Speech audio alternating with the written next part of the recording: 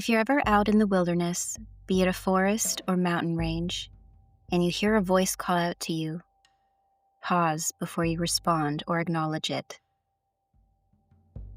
Does it sound strange or eerie? If it's the voice of someone you know, does it make sense for them to be there? Does it sound like something they would say? Be very careful in these situations, because you could be in the presence of a skinwalker. Hello everyone, and welcome to Tales of Fae and Folklore. As you may have guessed, we are talking about skinwalkers today. In Navajo culture, they describe skinwalkers as beings who possess evil magic that allows them to take the form of animals. They have a word for this, which means with it he goes on all fours. I'm not going to say the word because I can't pronounce it, and because they say if you say this word out loud, you call them to you.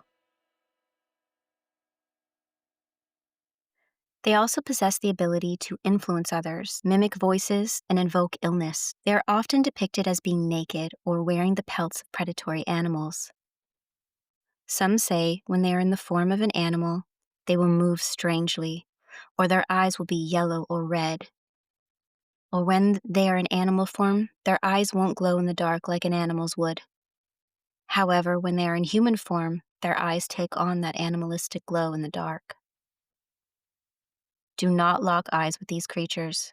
The Navajo believe that if you do, they can absorb themselves into your body.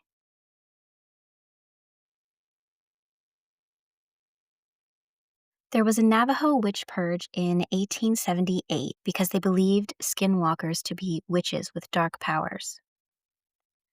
Suspected witches faced severe punishment, and there was a taboo against wearing the pelts of predatory animals. Skinwalkers will also tap on windows and knock on doors. I'm not sure why they try to get their victims' attention this way instead of just attacking. Perhaps they need you to engage, or they enjoy the fear. The following are a few stories of encounters with skinwalkers.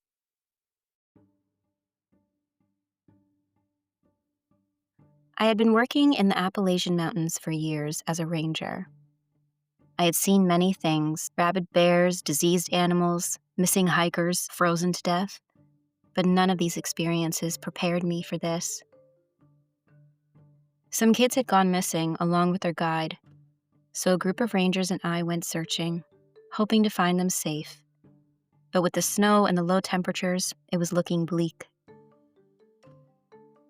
After some time, we found their camp. A few tents undisturbed except for the wind hitting them, making a loud flapping sound. Our boots crunched in the snow, making me feel uneasy, because that and the tents were the only sound. No animals, no tree branches creaking in the wind, just the crunch of our feet and the flap of the tents. As we came to the fire pit, which had long since burnt out, I saw the strangest thing. 2 boots placed in front of a log as if someone had been sitting there. That's when I realized why that seemed strange.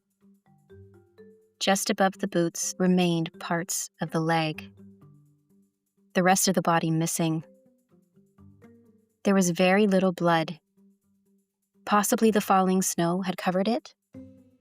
We had found tracks and frozen gore nearby, but I've never seen a bear do something like this. There were bags left untouched with food inside, a pot of something that had been cooking untouched. No damage to the campground. I was confused, but we still had to find the kids, so we set off in teams. I began calling their names. It was dark, but I had a flashlight, and the snow reflected, making things more visible. I continued calling the names of the children, when suddenly I heard a child's voice call back softly, but loud enough to hear. I followed it, calling out. The child's voice kept saying the same thing, never changing speed or tone, almost like a recording. "Help me. Please, help me." Something about it didn't seem right. I had a strange sinking feeling in my chest. The voice was close, Suddenly, I jolted forward and the world went spinning. I had tripped and the wind got knocked out of me. I got my bearings and began to get up. Looking ahead of me, I saw a boy on the ground staring at me. He was injured but alive.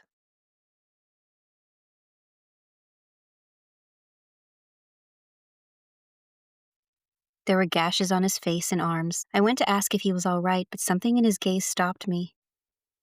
He was terrified. He didn't blink. He slowly raised his finger to his mouth, indicating I should be quiet. Just then I heard him say, "Help me, please, help me." Only the boy in front of me hadn't moved his mouth. I pulled him towards me and we hid in a fallen hollow trunk. I barely breathed, and I watched.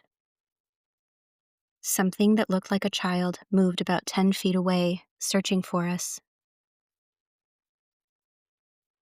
It looked like a child, but it didn't. Its limbs were too long, and the way it moved was unnatural. Its skin was gray like dead flesh, and its eyes glowed like an animal. Again it made its plea in that childlike high-pitched voice, frantically and angrily searching for us. We stayed where we were and waited. It was near dawn, and the creature left us there. My team found us not long after. I told them what I saw, and they seemed to know what I was talking about, nodding to each other, but refused to talk about it.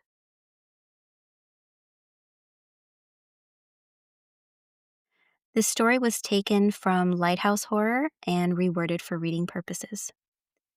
This next story is from Reddit, Backwoods Creepy.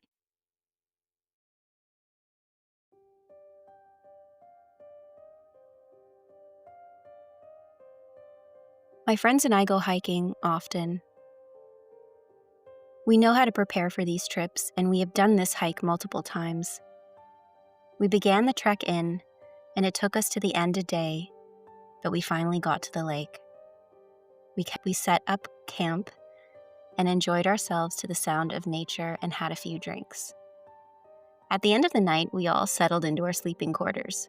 Myself in a tent, my friend in a hammock right next to me, around the fire pit, and our other friend some distance away in a tent.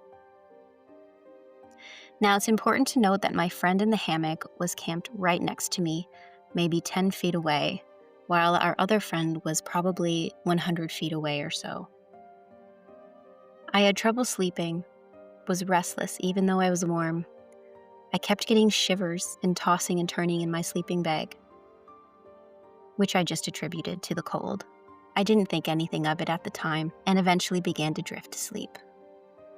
The forest was quiet, with the occasional sound of insects buzzing or a bird taking flight from a tree. That's when I was awoken by the sound of my friend's voice, clear as day. I was groggy and a little confused as to why he was waking me up, but I clearly heard him say, "Andrew, help me." I immediately froze, as he sounded really desperate. He said, "Andrew, help me," again. Then before I got the chance to speak, I heard the voice again. "Andrew, help me. I have to pee." And then he laughed in a way that sincerely only my friend does. It was a giggle that I had known him to have since we were children. And so I responded, "Ugh, go back to sleep. Leave me alone." And I thought he was just trying to be funny. Thinking back on it, it would be very out of character for him to wake me up to pull some stupid joke like that, but I was half asleep and wrote it off. Although I knew something didn't feel quite right, I decided to just ignore him and let him do his business. He persisted, "Help, I need you, come out here." I just mumbled about going back to sleep and to just go if he needed to. My memory's a little groggy as to how long we conversed back and forth and what exactly was said.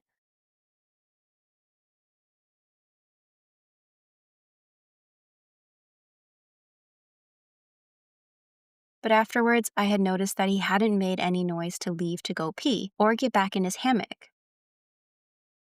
I found this odd but brushed it off as nothing and tried to go back to sleep. Once the voice had been gone for a while, I assumed he'd quietly gone and gone back to his hammock. I realized I had to pee badly and wasn't going to get any sleep until I did so. So I got out of my tent and immediately walked over to his hammock to pull the same stunt he had pulled on me, calling his name in a joking manner and waking him up to let him know I was there. But when he woke up, he was immediately thrown off by this. That's when I told him I was going to go pee like you had told me you were going to a bit ago, maybe 15 minutes ago. But for someone to get back into their multi-layer cold weather hammock and fall asleep as deeply as he seemed to be seemed strange. He asked me what the hell I was talking about, and I asked him over and over if he was just outside my tent. He swore up and down he had been asleep since he laid down that night and never got out of his hammock.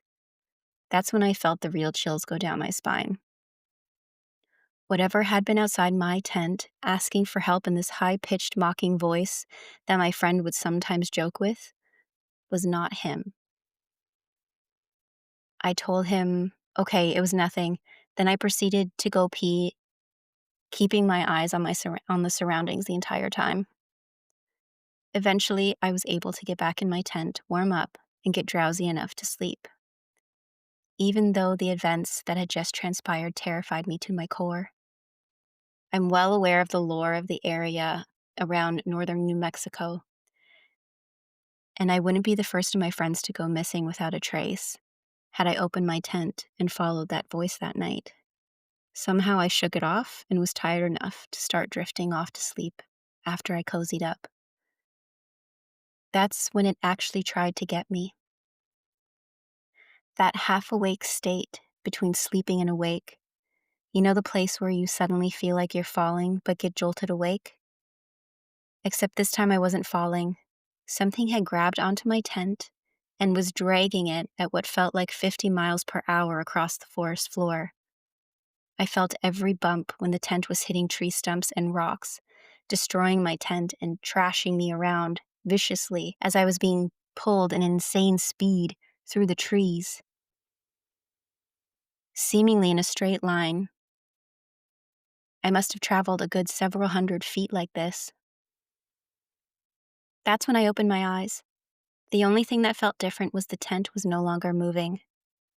During this weird trance state of being dragged in my tent, everything looked identical. I was perfectly aware of my surroundings. It felt like nothing but a dream.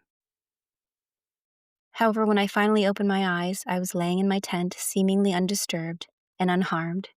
I called out to my friend, feeling bad for waking him up, but needing to know that this was reality. And the last place it felt so real. He groggily woke up and said something back to me before going back to sleep.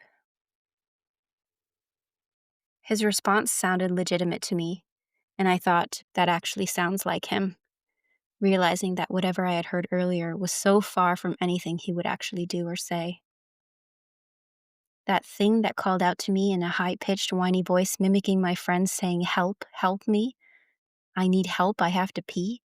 Come out here." It still weirds me out to this day. After asking him about it the next morning, he just laughed and swore to me that he absolutely did not get up in the middle of the night and say anything to me, much less try to joke around with me to get me out of the tent. My friends have been back there since, but I haven't.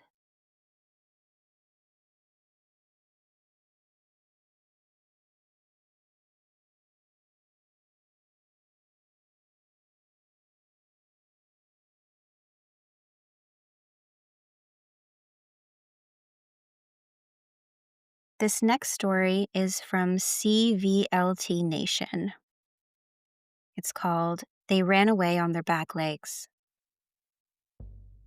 So this happened about 12 years ago. My family owns a farm in the heart of an Indian reservation. One winter, I was home for Christmas, taking care of the farm while my parents were away Christmas shopping. As I was home by myself, way late in the night, I could hear our cows freaking out. I knew it had to be some wild dogs that were rampant in the area. So I throw on some boots, grab a shotgun, load it up, and head out to the field. This was a perfect scenario for a horror movie. It was cloudy, it was a full moon, and it was breaking through the clouds. I ran out into the middle of the field just in time to see two dogs. They were standing up, facing each other and fighting. I pump a shell into the chamber, and the two dogs heard the racket. They both stopped, looked over at me, and ran away on their back legs. I immediately froze, and every ghost story about skinwalkers and all the other native legends I grew up with flew through my mind.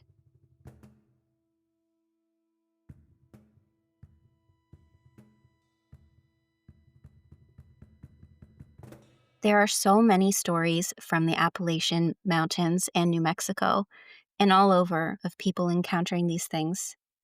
They seem to play with you, even come into your home on occasion, tapping on your windows, making you think they're a family member when you know that person is somewhere else. One boy swore he saw his parents return home, hearing them in the kitchen, calling him to come down to eat,